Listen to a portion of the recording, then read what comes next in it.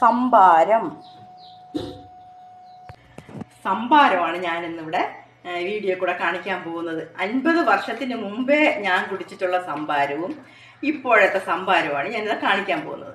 അപ്പം അതിലേക്ക് വേണ്ടിയിട്ട് ഇതാ ഉള്ളി, ചെറുള്ളി, വെളുത്തുള്ളി, ഇഞ്ചി, നല്ല ഫ്രഷ് കറിവേപ്പില ഇച്ചയും കൂടെ ഒന്ന് ചതച്ചെടുക്കുവാണ്. അപ്പം ഒരു മിക്സിയിൽ വെച്ചിട്ട് ഒരടി. ഇതാ നമ്മുടെ ചതച്ചെടുത്തിട്ടുണ്ട്. കറിവേപ്പിലയും പിന്നെ വെളുത്തുള്ളി, ഇഞ്ചി, ഉള്ളിയില. അപ്പം ഈ മുളക് കൂടെ ചതക്കേണ്ടതാണ്. മുളക് എരിയുള്ള വെള്ള കാന്താരിയാണ്. അതുകൊണ്ട് ഞാനിത് മുളക് അങ്ങോട്ട് കീറിയാണ് ഇടുന്നത്. കണ്ടോ, ചതഞ്ഞാലേ നല്ല എരിയായി പോവും.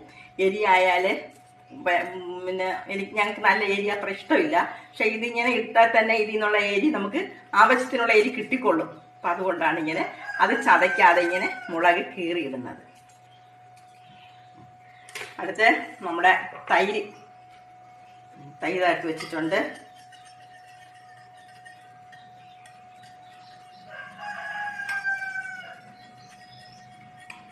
ഇതിലോട്ട് ഉപ്പ് കൂടെ ചേർക്കുകയാണ്. ആവശ്യത്തിനുള്ള ഉപ്പ് കൂടെ ചേർക്കുകയാണ്. ആദ്യം ഇതിലോട്ട് അങ്ങ് ഇടുകയാണ്.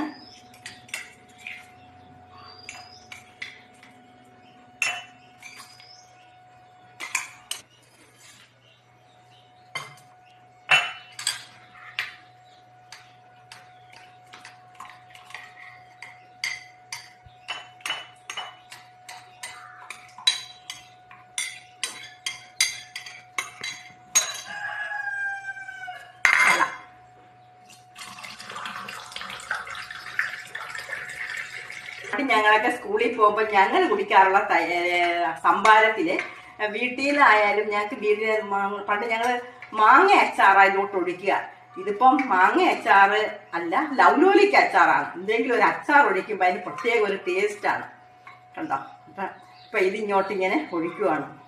അപ്പം എല്ലാവർക്കും ഇഷ്ടമില്ല, എനിക്കത് ഇഷ്ടമാണ്. അതുകൊണ്ടാണ് ഇത് ഞാൻ ഇങ്ങോട്ട് ഒഴിക്കുക. അതുകൊണ്ടാണ് മുളക് എരി കുറച്ചിട്ടത്. അപ്പം ഇത് ഇപ്പോഴത്തെ പുതിയ രീതിയിലേതാണ്.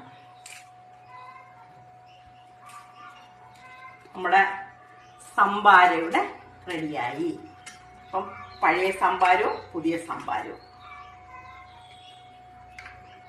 സംഭാരം.